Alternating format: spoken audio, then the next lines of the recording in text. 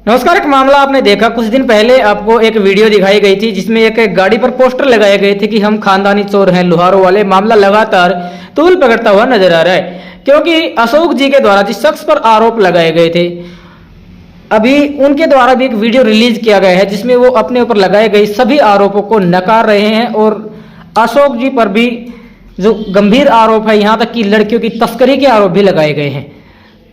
तो इसके बारे में हम बातचीत करेंगे, जानेंगे क्या कुछ कहना है, क्या है आरोपी की सच्चाई, क्या अशोक वास्तव में करते थे लड़कियों की सप्लाई या अशोक वास्तव में थे तस्कर, या फिर किया जा रहा है अशोक की छवि को धूमिल। चलिए जुड़ते हैं, अशोक जी से बात करते हैं, जानते हैं क्या कहना है, सारे मामले को किस तरह से देखते हैं, इस मामले की कहां से शुरुआत हुई और जो पक्ष जिन्होंने अपना पक्ष रखा है, जो इन्होंने देखा भी है, इसके बारे में क्या कुछ कहेंगे। और अगर बात करें तो किस तरह से काउंटर उसको करते हैं। अशोक जी नमस्कार। नमस्कार सभी दर्शकों को, आपको और आपके दर्शकों को। सबसे पहले तो मैं ये कहना चाहूँगा कि जो धर्मवीर ने मेरे बारे में और जिस YouTube चैनल के माध्यम से उसने मेरे खिलाफ वीडियो डाली है, ये एक उन्होंने बहुत ही घिनौना और मतलब जो कहते हैं हरियाणवी भाषा में पड़ी लाठी, तो ये पड़ी लाठी लिए उन्होंने। इसका जो सबसे बड़ा रीज़न है कि एक आपसी लेन देन और आपसी चोरी चकोरी को उन्होंने एक ऐसे डाइवर्ट कर दिया कि एक महिला तस्करी जिसमें मेरे और मेरे बाप के नाम को जोड़ा गया है, ये सरासर गलत है। इससे इस तरह का कोई लेन देन नहीं है।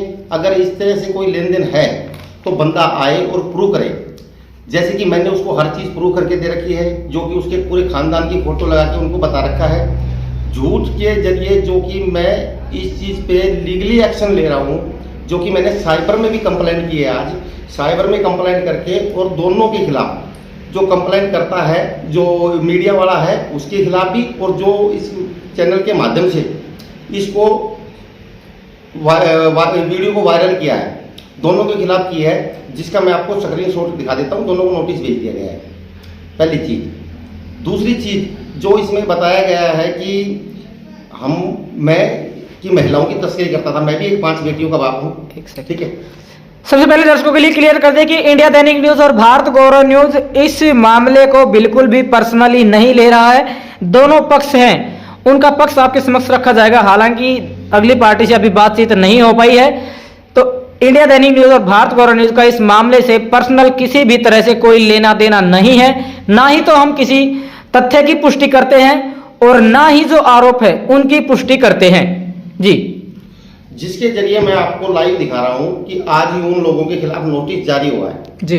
साइबर क्राइम नारनौल से, जो कि सोशल मीडिया के ऊपर IT एक्ट के तहत अनलीगल है जी। किसी के खिलाफ मैंने उस जो पत्रकार बन के जो वीडियो शूट कर रहा है उसकी देखिए, यहाँ पर अशोक के द्वारा जो है लीगल एक्शन लिया गया है, नोटिस भेजा गया है नेक्स्ट पार्टी को। और तस्वीरों में आपको दिखा देते हैं कि साइबर पुलिस स्टेशन नारनौल से नोटिस उनको भेजा गया है। अब क्या कुछ इसमें भेजा गया है, क्या एक्शन लेने वाले हैं, लेकिन आपको फिलहाल दिखा देते हैं कि अशोक की तरफ से भी नोटिस उनको भेजा गया है जी। अशोक जी, दूसरी चीज इसमें धर्मवीर ने बता रखा है कि इसका कोई सपा सेंटर नहीं था जी, ठीक है।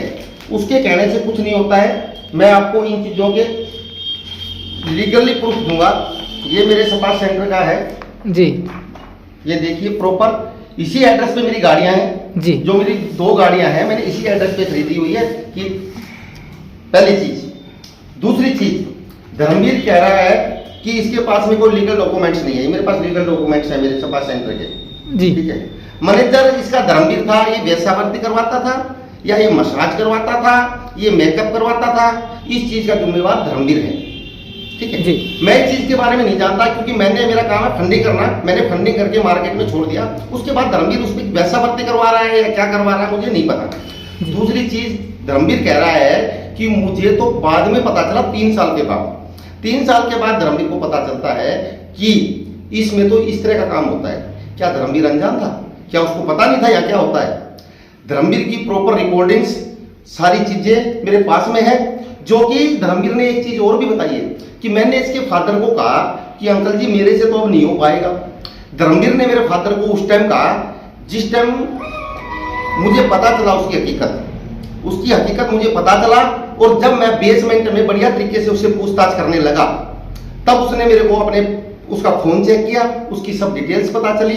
फिर उसने बताया मेरे फादर को कि अंकल जी अशोक ने मेरे साथ ऐसे ऐसे किया और मेरे पास ये गलती हो गई, मैं अपने पूरे परिवार को लेके आपके घर पे आ रहा हूँ, जो भी आपका हिसाब किताब बनता है आप फैसला कर लीजिए। मेरे पास सीसीटीवी फुटेज है जो कि उसकी पूरी फैमिली मेरे घर पे माफी मांगने के लिए 2 बार आई है, ठीक है। उसके चीज के बारे में जो वो बता रहा है कि लोकेश जो सुहासड़ा गांव का है, सबसे घटिया फैमिली से जो है, मतलब कि उसका जो बता रहा है, ये लोकेश लुहारू की स्टेटमेंट है जी, ये चेक करना है।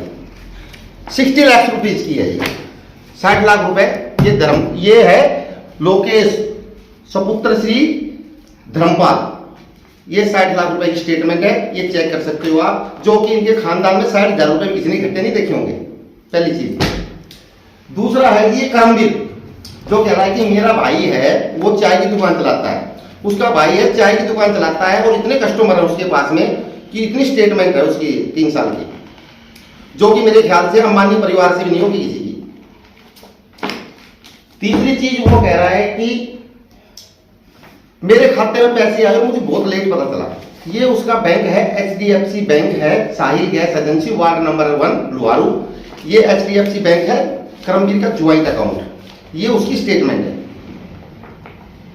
जी, 20 लाख रुपए के आसपास की है, जो कि उसका एक ही अकाउंट पता चला हुआ है में। उसके बाद में जी ये है लोकेश का दूसरा बैंक, ये 15-15 घर की नौकरियों वालों की है स्टेटमेंट। अगर उसकी नौकरी अगर ज्यादा होती तो मेरे ख्याल से स्टेटमेंट मुझे टम्पू करके ले जाना पड़ता इसके लिए। उसके बाद में श्रीमान जी ये है कमलेश देवी, कह रहा है कि कमलेश देवी का स्टेटमेंट है, इसने एक अकाउंट ओपन किया है 1/4/2023 को, अप्रैल में 1 तारीख को इसने अकाउंट ओपन किया है। उसके बाद में इसका अकाउंट चला है फरवरी तक इसमें 70 लाख रुपए इस अकाउंट में आए हैं। कहां से आए? अब वो तो खुद जाने कि कहां से आए, ये जो कंपनी में फ्रॉड हुआ उसके रिगार्डिंग जो बता रहा हूं आपको। उसके बाद में ये ही धर्मवीर का दूसरा अकाउंट है कैनरा बैंक जी। एक बार दर्शकों को दिखा दीजिए स्टेटमेंट, एक बार आपको दिखा देते हैं कि लगातार जो स्टेटमेंट्स है वो यहाँ पर दिखाए जा रही है। और देखिए एक बार आपको पूरा विजुअलाइज करके दिखाया गया है कि यहाँ पर जो पूरी कहते हैं कि बही यहाँ पर रखी गई है, पूरा लेजर है उसको यहाँ पर रखा गया है, विभिन्न अकाउंट्स है उन पर आप एक बार नजर डाल लीजिए। देखिए HDFC बैंक है, इस बैंक ये बैंक है देवीलाल चौक नियर बस स्टैंड लोहारू, और ये स्टेटमेंट है इस बैंक की। इसी के साथ साथ केनरा बैंक की स्टेटमेंट है वो भी दिखाई जाती है आपको, और HDFC के साथ साथ PNB यानी कि तकरीबन 4 बैंकों के नाम यहाँ पर सामने आ चुके हैं। 4 बैंकों की जो स्टेटमेंट है अशोक के अकॉर्डिंग वो स्टेटमेंट करोड़ों रुपए की है। तो चलिए अभी और जान लेते हैं अशोक जी से। अशोक जी देखिए जिस तरह से आप अपने आप को डिफेंड कर रहे हैं कि मेरा वेश्यावृत्ति से कोई लेना देना नहीं है, जबकि आपके ऊपर आरोप लगाया है, क्या धर्मवीर ने आपके ऊपर आरोप ये लगाया है कि अशोक कोई भी मसाज पार्लर ना कोई स्पा सेंटर नहीं चला रहा था, बल्कि इसके आड़ में जिस्म फरोशी का धंधा कर रहा था। देखिए मैं आपको ये बताना चाह रहा हूं, मैंने तो उसको एक स्पा सेंटर खोल के दिया था, मैनेजर उसका धर्मवीर, लेन देन सारा उसके हाथ में, ड्राइवर उसका जिज्जा, कैश का मेंटेन करने वाली उसकी बहन कविता। तो अब आप ये चीज बताइए मुझे, क्या पता है वो वहां पे चाय बना रहा है या मसाज करवा रहा है या मेहंदी लगवा रहा है या सेक्स रैकेट चला रहा है।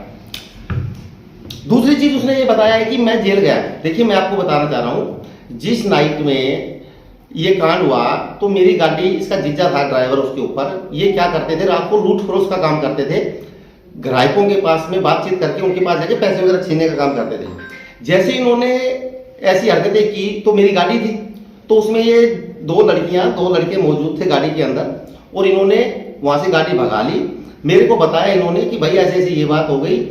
मैंने जब उनसे बातचीत की तो उन्होंने मेरे नंबर निकाले, मेरी गाड़ी की डिटेल निकाली, गाड़ी मेरे नाम से थी, तो जिसके कारण मुझे 120B के अंदर दे के मेरे को भी मुजरिम साबित किया। वहां पे मुजरिम साबित करने के बाद में मेरे को 28 दिन की जेल हुई थी, जो कि मैं भोंसी जेल के अंदर रह के आया था। और जेल जाना कोई गुनाह नहीं है, अच्छे बड़े बड़े मंत्री भी तो रह के आते हैं जेलों के अंदर, ये कोई क्राइम नहीं है जेल के अंदर जाना। पर मेरा जो कहने का मकसद ये है, जितने उसने कह रहा है कि मैंने इसके फादर को कॉल की, उसने अगर मेरे फादर को कॉल की तो उसके पास में वो रिकॉर्डिंग क्लिप होगी, वो मैं चाहूंगा कि जो उसने इस वीडियो के अंदर बोल रहा है, मुझे इन सब चीजों का प्रूफ चाहिए।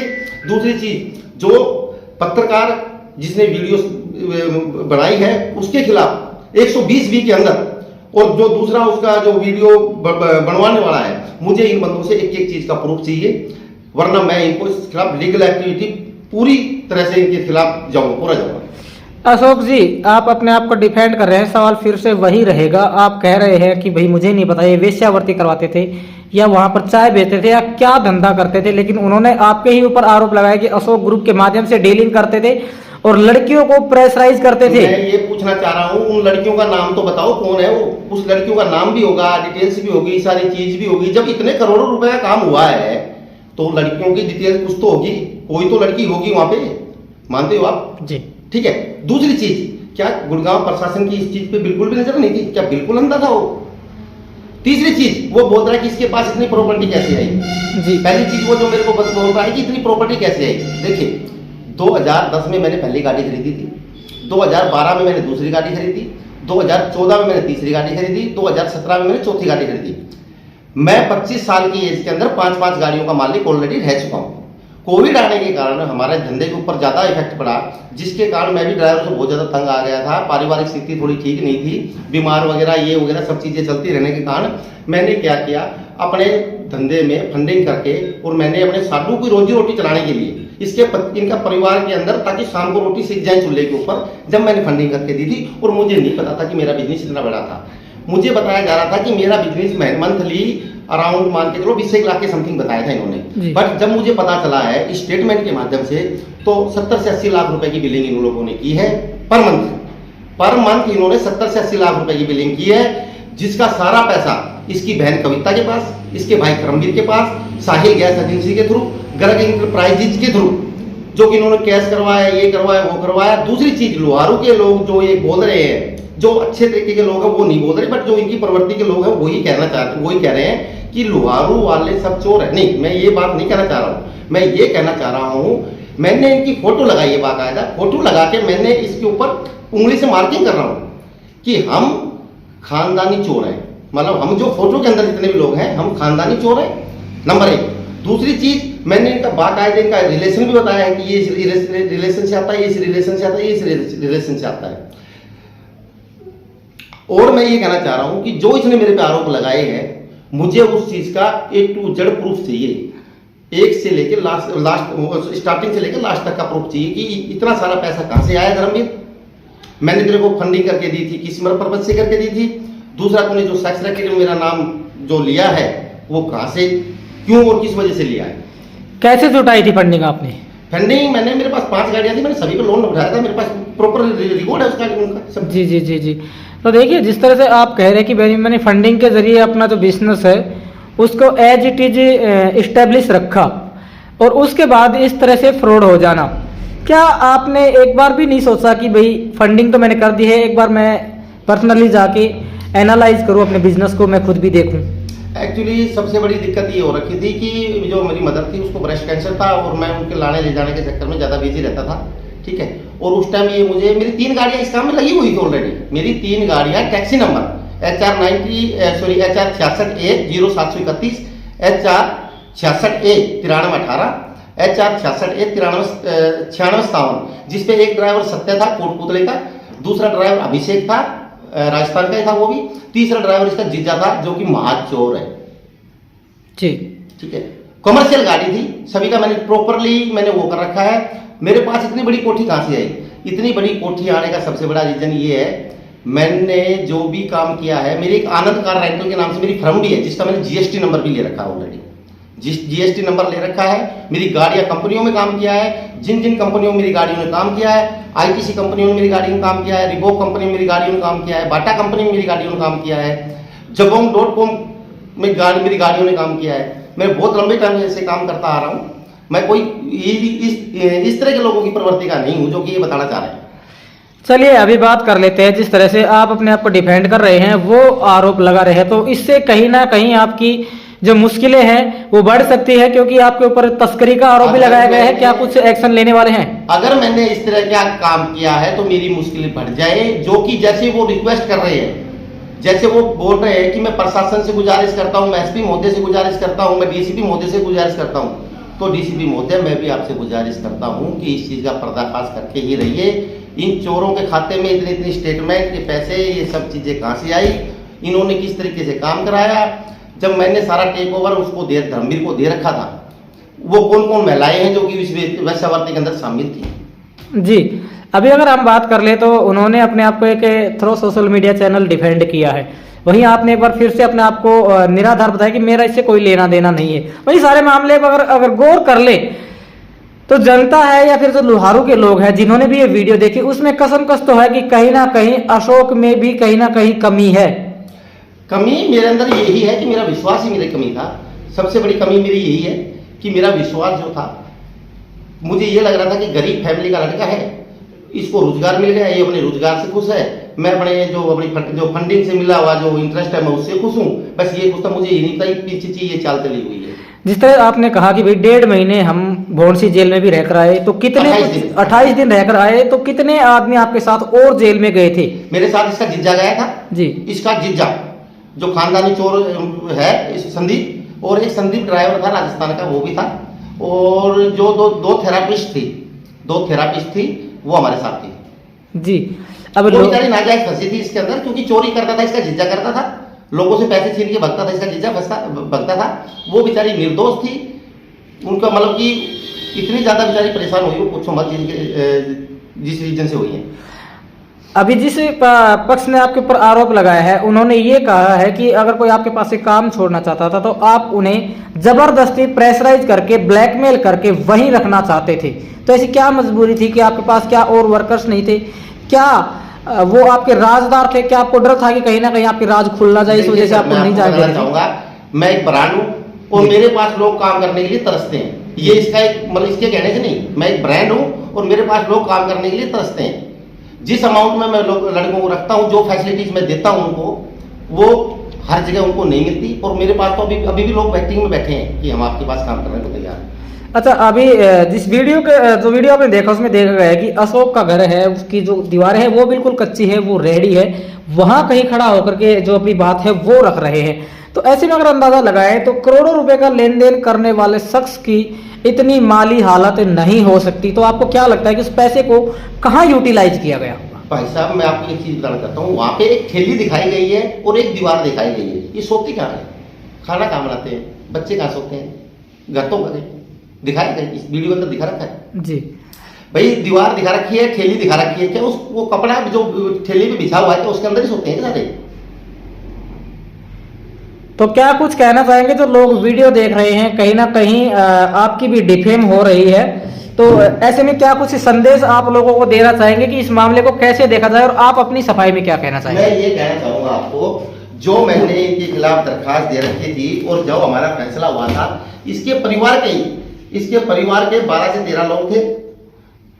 उसके बाद में इसका फूफा था, इसके जीजा थे, जो इसका एक जीजा कृष्ण है, फूफा है, जीजा है, वो था। इसके गांव का एक साहिल गैस एजेंसी का ड्राइवर भी था उसके अंदर, जो कि हमारे फैसले समझौते के ऊपर साइन हुए थे। बट क्या हुआ, आईओ ने पैसे खा के और उसका पूरे मैटर को क्या नाम था उस आईओ का? अमित कुमार। आप कैसे कह सकते हैं कि उन्होंने पैसे खाकर मामले को रफा दफा कर दिया? क्या सबूत है इसके?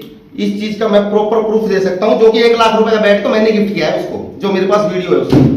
क्या बात है, हरियाणा पुलिस की जो खाकी है उस पर भी दाग लगाया। देखिए यहाँ पर कहा गया है कि एक आईओ है, उन्होंने भी रिश्वत लेकर के इस मामले को खुर्द-बुर्द कर दिया। हालांकि हम दावा नहीं कर रहे, अशोक अपनी जुबान से कह रहे हैं कि एक आईओ ने मेरे से 1 लाख रुपए का बेड है वो भी गिफ्ट में लिया। अब इस मामले में कितनी सच्चाई है ये देखिए जी, चलिए दिखा देते हैं आपको। ये मैंने आईओ को, उसने बेड का डिजाइन मांगा था मेरे से, जब मैंने उसको अपने बेड का डिजाइन दिया था, और 1 लाख रुपए मैंने खुद बेड का दिया है उसको, और जो कि मैंने कंप्लेंट सीएम विंडो में भी कर रखी है जी, और मैंने डीजीपी साहब को भी कर रखी है, मैंने सीपी साहब को भी कर रखी है जी। तो अब क्या कहना चाहेंगे, क्योंकि वो लोग लगातार आपको टारगेट कर रहे हैं, आप अपने आप को डिफेंड कर रहे हैं। सबसे पहले इसी थ्रो प्रॉपर चैनल आपका पक्ष रखा गया था और आज फिर से आप एक बार इसी प्लेटफॉर्म पर मौजूद है। तो क्या कुछ कहेंगे जिन लोगों के मन में अशोक को लेकर तरह तरह की भ्रांतियां बन रही है? जब मैंने उसको आरटीआई के थ्रू, जब मैंने उससे अपनी पूरी डिटेल्स मांगी, तो उस बंदे ने इसको मैटर को क्या बना दिया, मैंने आरटीआई लगाई, मैंने इसकी पूरी स्टेटमेंट मांगी कि भाई ये आप खुद देख लीजिए इसको जी। उस बंदे ने इनके बयानों का क्या बना के दिया, चूरमा बना दिया। ये मैंने कंप्लेंट दी, उस बंदे ने ये बयान लिखे, इनका परिवार का मैटर दिखाया कि पारिवारिक मैटर है, इतनी स्टेटमेंट के साथ में वो परिवार मैटर है। जी जी जी। उसके बाद में ये उसके बयान है, आईओ के बयान है।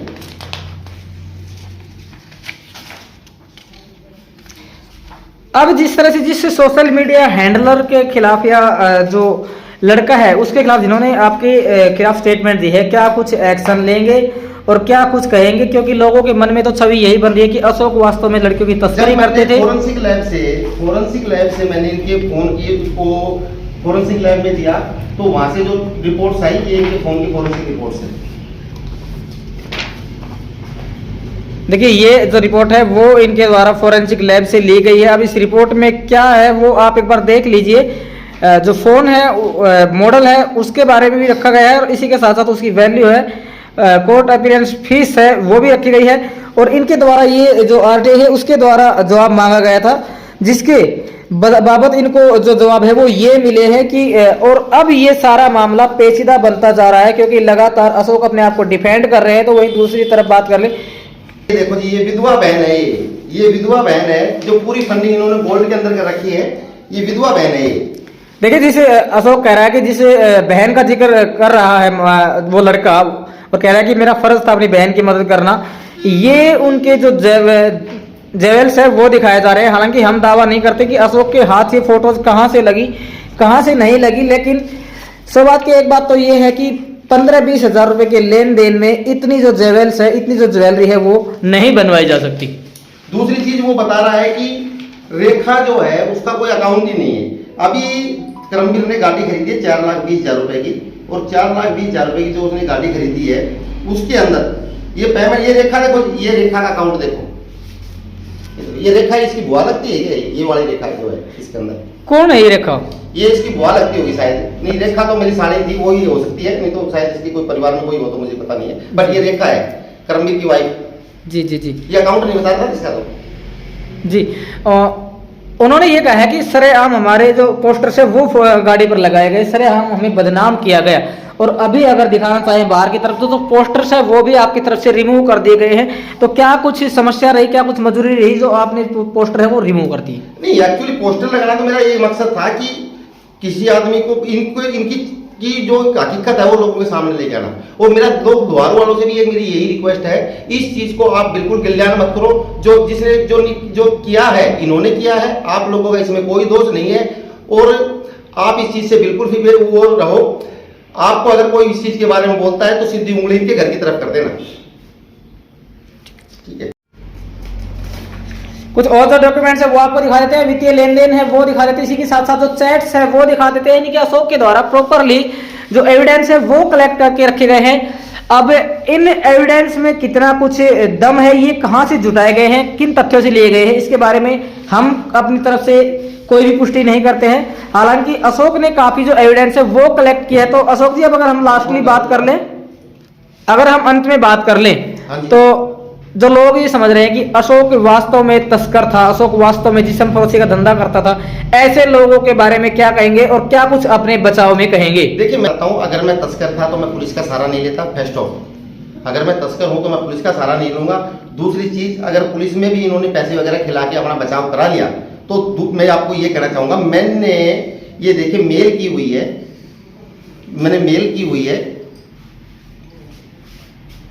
किसको की है मेल? मैंने मेल की है सीएम विंडो जी, सीपी गुड़गांव जी, डीजीपी पंचकुला जी, इन सब लोगों को मैंने मेल कर रखी है। और ये जो होम मिनिस्टर अनिल विज जी हैं उनको की हुई है, ठीक है। ये देखिए मैं आपको पूरी प्रूफ वो दिखा देता हूँ, इसको सीसी में डाले हुए हैं सभी को। चलिए ये कंप्लेंट इनके द्वारा फाइल की गई है और ये कंप्लेंट हम आपको दिखा देते हैं कि इस कंप्लेंट में क्या कुछ जो है वो अशोक की तरफ से रखा गया है। ये कंप्लेंट्स अशोक ने अपने फोन में जो स्टोर है डेटा वो करके रखा हुआ है, जो इन्होंने विभिन्न जो जांच एजेंसीज हैं, चाहे पुलिस की बात कर ले, चाहे डीजीपी की बात कर ले, या फिर बात कर ले हरियाणा के गृह मंत्री की, तो उनको भी इन्होंने मेल की है और इंसाफ मांगा है। तो अब सवाल ये खड़ा होता है और देखने वाली बात ये होगी कि क्या अशोक को मिल पाएगा इंसाफ? क्या अशोक वास्तव में था तस्कर? क्या अशोक संलिप्त था देह व्यापार के धंधे में, या फिर अशोक की छवि को किया जा रहा है धूमिल? लेकिन जो सबूत हमारे समक्ष रखे गए हैं उनके बिहाफ पे हम कह सकते हैं कि इनका जो वित्तीय लेन देन है उसको लेकर मन मुटाव था। अब किसने किसको कितने नुकसान पहुंचाया मैं ये ये कहना सब चाहूंगा आपके समक्ष रखा गया है। मैं एक चीज कहना चाहूंगा, धर्मवीर ने ये चीज बोली है कि मेरे पेटीएम, गूगल पे, फोन पे अशोक चलाता था। और धर्मवीर ने एक बात और भी बोली है कि आप ही ने परमिशन दी थी उनका अकाउंट यूज करने की, और पिछली वीडियो में आपने कहा था कि संस्था का अकाउंट लगना था। लीगल तौर के अंदर अगर आप किसी का अकाउंट यूज कर रहे हैं तो अटॉर्नी ऑफ पावर आपको लेनी होती है। क्या धर्मवीर ने मेरे से वो ले रखी है? पहली चीज। दूसरी चीज, धर्मवीर ने मेरे को पैसा किस वे में दिया, कैश दिया, ऑनलाइन दिया, अकाउंट ट्रांसफर किया, उस सब का ब्यूरो मुझे चाहिए। जब मेरे पास पैसा ही नहीं आया, मुझे पता ही नहीं है कि उसके अकाउंट इस चीज में यूज हो रहे हैं, मेरे को किस वे में, ये अराउंड मैं आपको 7-8 करोड़ की दे रहा हूँ, जो स्टेटमेंट है 2-2.5 करोड़ रुपए जो उनके पास में कैश के जरिए जो गए हैं वो दे रहा हूँ। बट उसके मेरे को बताएगा तो सही, मैंने पैसा दिया कैसे? उसने मात्र इस अकाउंट के अंदर से चेक कोई नहीं लगाया, चेक से कोई पेमेंट नहीं ली गई है, मात्र 2.5 लाख रुपए उसने विड्रॉल किए, वो भी उसने कुछ भिवानी से, कुछ लोहारू से, और जो कि 15,000 रुपए उसने गुड़गांव से विड्रॉल किए हैं। तो मेरे को पैसे किस वे में देगा? वो चेक दिया है तो मुझे चेक नंबर बताए, अगर ऑनलाइन दिया है तो मेरे को अकाउंट नंबर बताए। अब इस वीडियो के अंत में क्या कुछ कहना चाहेंगे? मैं ये कहना चाहता हूं कि मैं, एक तो ये जो पत्रकार था इसने मेरे से बिगर पूछे ये वीडियो को अपलोड कर दिया, जो कि मेरा तथ्य जानने की तरफ, मेरा तथ्य जानना इसका एक पत्रकार की सबसे बड़ी वो चीज होती है कि आपके बारे में लोग ये कह रहे हैं। तो दूसरी चीज, मेरे और मेरे फादर पे जो लांछन इसने लगाए हैं, मैं इसके खिलाफ सख्त से सख्त कार्रवाई करूंगा। जो कि इसके न्यूज चैनल है उसको भी क्रैश करवाऊंगा मैं, क्योंकि इसने न्यूज चैनल के माध्यम से एक बहुत गलत एक्टिविटी की है। जो कि मैंने उससे रात को मैंने उसको फोन किया कि आपने मेरे बारे में क्या डाल रखा है, तो उसने कहा कि सुबह बात करेंगे। उसके बाद भी जब मैं उससे सुबह मेरे पास कॉल आती है तो उसको कह रहा है कि बोलो भाई साहब क्या हुआ? तो मैं बोला भाई साहब नहीं बोलेगा, अब तो मेरा वकील बोलेगा तेरे सामने कि क्या बोलना है। तो बोलो बताओ तो सही, मगर आपने मेरे बारे में ये सब कैसे डाल दिया? तो बोलो मैंने ऐसे नहीं डाला, मैंने तो ऐसे ऐसे करके ऐसे डाला है। तो उस चीज के बारे में तो वो खुद बताएगा कैसे डाला है कैसे नहीं डाला है, दोबारा मेरी, जिसकी मेरे पास प्रॉपर रिकॉर्डिंग्स हैं। दूसरी चीज, मैंने तो उसके तीसरी बार जब मैंने उसको कॉल किया तो उसका वकील मेरे से बात कर रहा था कि आपने हमारे लोहारू की छवि खराब कर दी, ये कर दी। तो इसमें लोहारू की छवि की कोई नहीं है, जो खाएगा वो मरेगा, सीधी बात ये है। इसमें लोहारू वालों सब पे कोई, मुझे किसी से कोई गिला शिकवा नहीं है। इस पे मेन चीज जो है धर्मवीर पे है, धर्मवीर के खानदान पे है, जो खानदानी चोर है, ठीक है। और ये खानदानी चोर हैं तो है, इसमें कोई रोक नहीं सकता इस चीज को। और जो इसने मेरे पे लांछन लगाए हैं वैश्यावृत्ति को लेके और जो मानव तस्करी को लेके, और इस चीज को ये प्रूव करे ताकि मुझे भी मेरी पनिशमेंट मिल सके। जी अशोक जी, और मैं तो ये कहना चाहता हूँ जो इसने मेरे पे जो लांछन लगाए हैं उससे मैं कि हरियाणा सरकार से गुजारिश करता हूँ कि उसको गहनता से जांच करें उनकी, और मुझे सख्त से सख्त सजा मिले। अगर वो ऐसा कुछ नहीं पाता है तो इन लोगों के खिलाफ सख्त से सख्त कार्रवाई की जाएगी।